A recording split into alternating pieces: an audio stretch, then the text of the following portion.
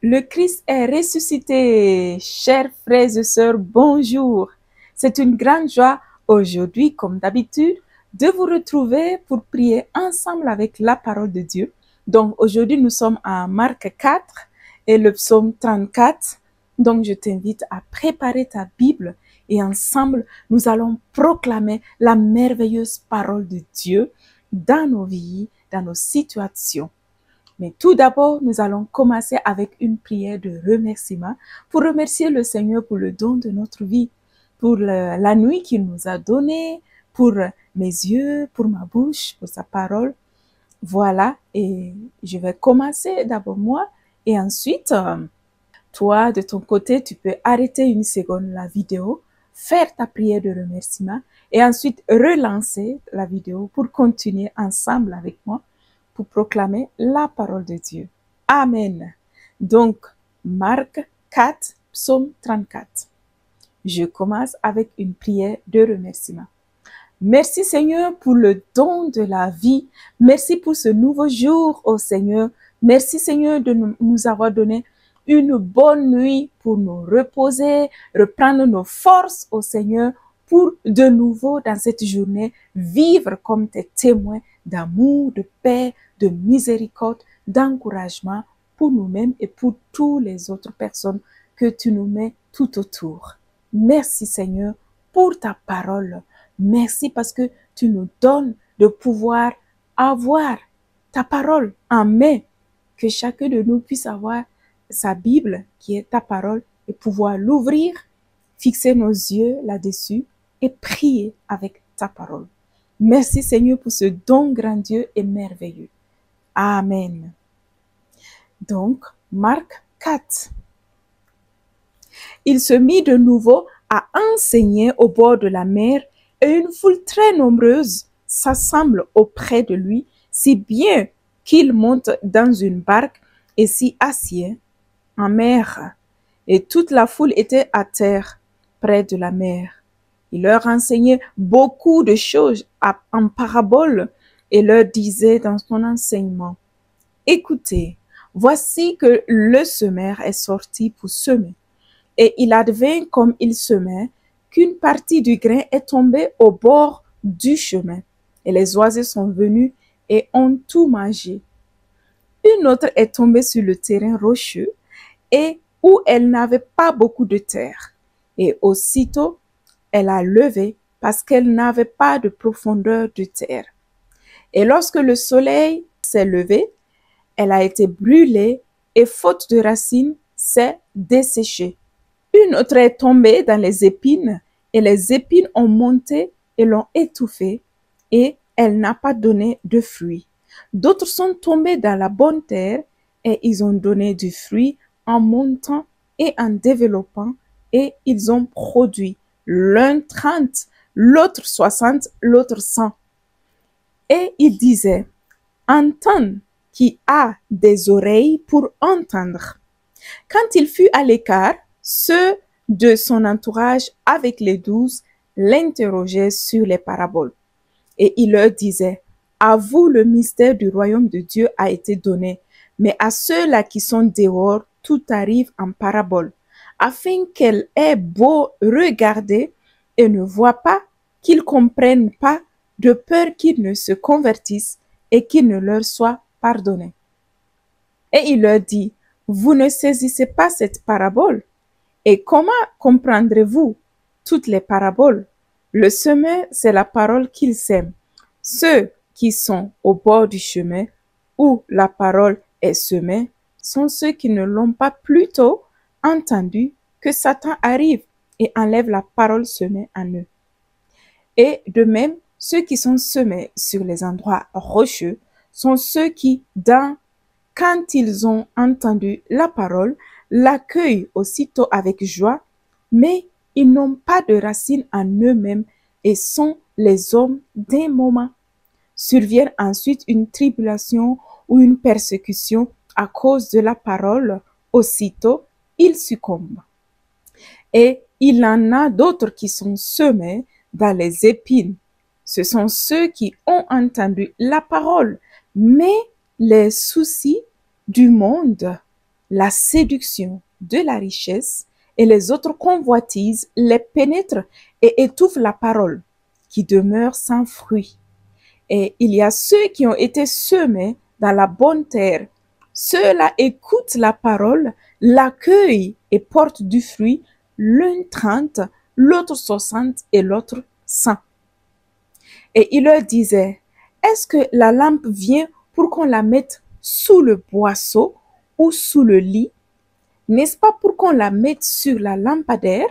Car il n'y a rien de caché qui ne doive être manifesté et rien n'est demeuré secret que pour venir au grand jour. Si quelqu'un a des oreilles pour entendre, qu'il l'entende. Et il leur disait, prenez garde à ce que vous entendez.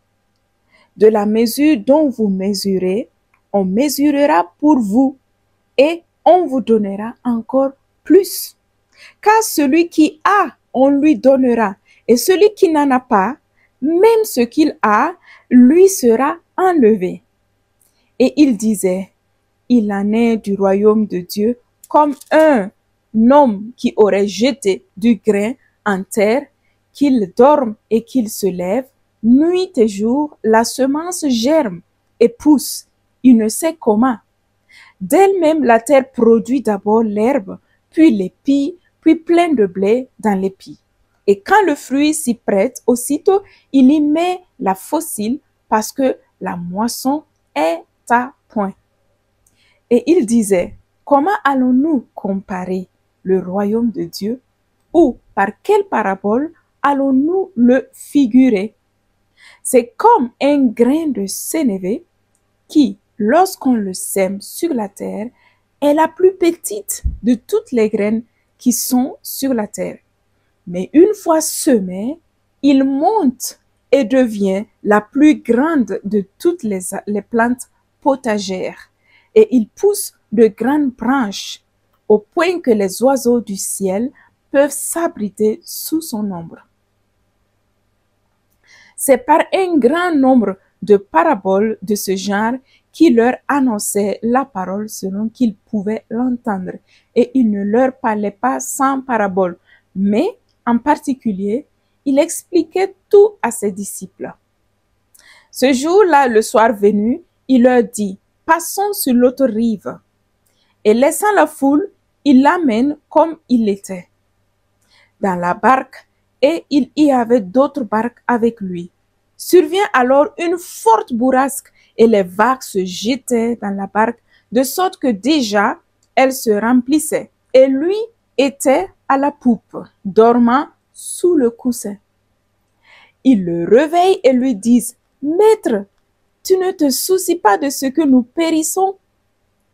S'étant réveillé, il menaça le vent et dit à la mer, Silence, tais-toi. Et le vent tomba et se fit un grand calme. Puis il leur dit, pourquoi avez-vous peur ainsi? Comment n'avez-vous pas de foi? Alors ils furent saisis d'une grande crainte et ils se disaient les uns aux autres, qui est-il celui-là que même le vent et la mer lui obéissent? Amen.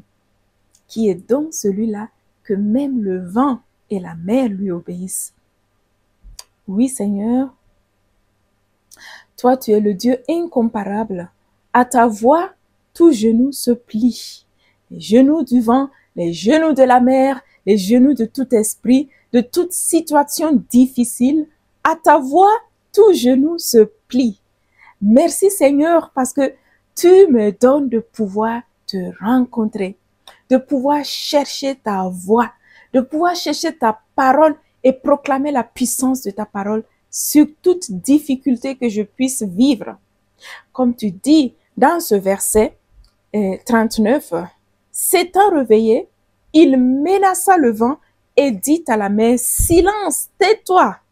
Et le vent tomba et il se fit un grand calme.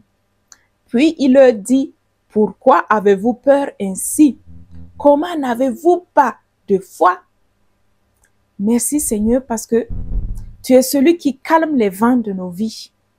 Mais la chose la plus importante pour que ces vents de ma vie puissent se calmer est que je n'ai pas peur et que je ne panique pas, mais que je mette ma confiance en toi et que je crie vers toi. Seigneur, viens à mon secours. J'ai confiance en toi. Je sais que cette situation n'est rien devant toi et que tu peux les calmer. Oui, Seigneur, donne-moi de ne pas douter. Donne-moi, Seigneur, d'avoir une foi toujours de plus grande, qui croit à l'impossibilité, parce que avec toi, ce qui est impossible est possible. Rien n'est impossible à toi. Tu es celui qui calme les vents et les mers. Oui, Seigneur, tu es le Dieu Tout-Puissant en qui je veux mettre ma confiance.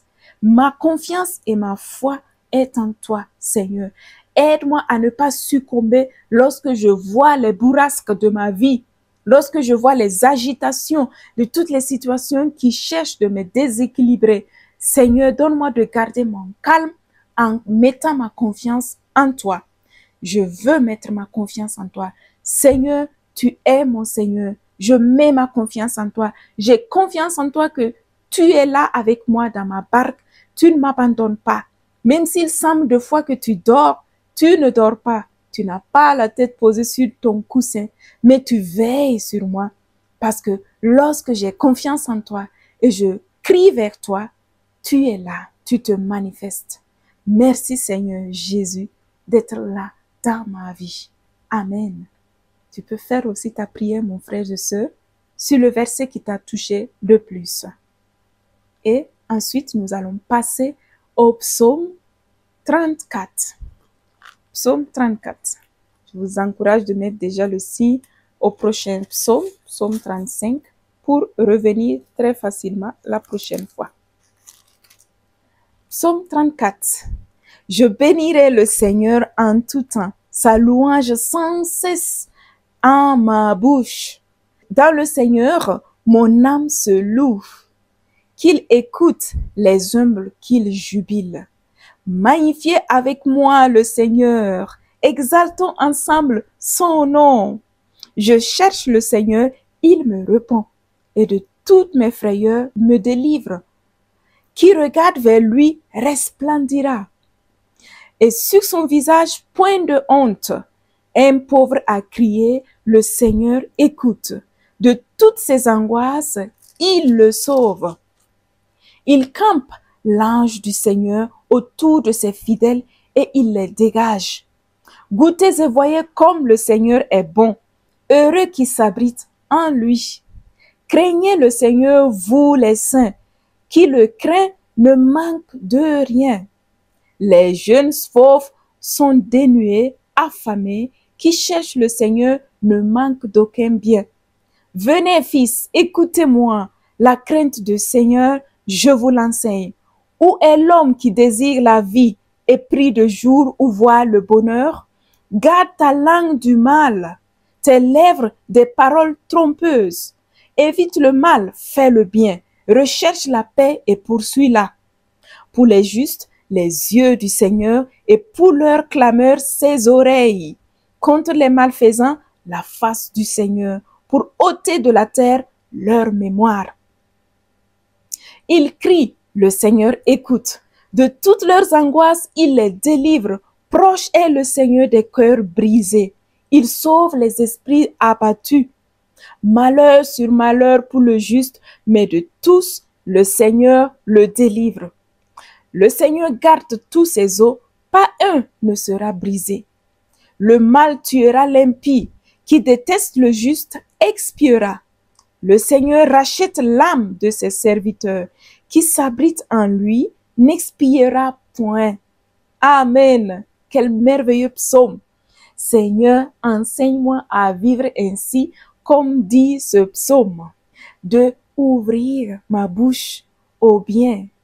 Où est l'homme qui désire la vie? Moi, Seigneur, me voici, je désire la vie. Et prie de jour ou voir le bonheur, moi, Seigneur. Garde ta langue du mal, tes lèvres des paroles trompeuses. Évite le mal, fais le bien, recherche la paix et poursuis-la. Oui, voici le secret de l'homme qui veut la vie, qui veut le bonheur dans sa vie, tu nous enseignes le secret de garder notre langue du mal, de vraiment chercher le bien et de fuir proprement le mal, de chercher le bien. Alors là, ma vie sera une vie bénite et je serai remplie d'une vie de bonheur, mais pas une vie de déception, de dépression, découragement. Non, mais je vivrai pour toujours. Je ne mourrai pas avec toi, Seigneur, parce que, comme dit le psaume, tu gardes les os de tes serviteurs. Tu la protèges. Malgré, il peut y avoir beaucoup de batailles, beaucoup de tempêtes dans sa vie, mais il ne se perdra jamais. Il n'expiera jamais parce que tu as ton œil posé sur lui. Tu as ta main étendue sur lui. Tu as ta protection sur lui. Seigneur, donne-moi de chercher tes voies pour pouvoir vraiment vivre une vraie vie sur cette terre. Seigneur, ma vie t'appartient, qu'il fasse jour et nuit. Je veux mettre ma confiance en toi, ô Seigneur. Ne permets pas que je m'éloigne de tes voies. Lorsque même si je m'éloigne, permets-moi de me relever tout de suite, de me ressaisir et de reprendre la voie que toi tu veux que j'emprunte. Donne-moi la possibilité, Seigneur. C'est seulement toi qui me donnes cette possibilité de me remettre sur tes voies, tes justes et vraies et bonnes voies. Amen. Seigneur, tu es mon guide, tu es ma force. Je mets toute ma confiance en toi. Aujourd'hui, Seigneur, je te demande, déverse ta grâce dans la vie de mes frères et sœurs qui sont en train de me suivre maintenant. Viens leur visiter, viens leur remplir, Seigneur, de ta grâce afin qu'ils puissent expérimenter ton amour dans leur vie à chaque instant, qu'ils puissent expérimenter que tu es là présent dans leur barque. Malgré les situations difficiles, tu ne les abandonnes pas, mais tu es là. Seigneur, donne à chacun d'eux la persévérance et la joie de te chercher tous les jours à travers ta parole. Et là, ils verront que tu te manifestes. Tu ne dors pas, mais tu es là dans leur barque et tu te manifestes dans leur vie. Amen. Voilà, merci mon frère et ma sœur, sois bénis et que vraiment cette parole ne te quitte pas. Ne quitte jamais tes mains, qu'il soit toujours entre tes mains tous les jours, que tu puisses prendre la parole de Dieu, l'ouvrir, proclamer, fixer tes yeux sur ces paroles et la proclamer dans ta vie. Et ta vie sera bénie. Tu seras un homme plein de vie et de bonheur avec le Seigneur qui est là et qui t'accompagne dans ta vie. Amen. Je te bénis, sois béni là où tu es, que la joie et la force du Seigneur t'accompagnent à tout moment. Merci et à la semaine prochaine. Au revoir mon frère et ma sœur, sois béni. Au revoir.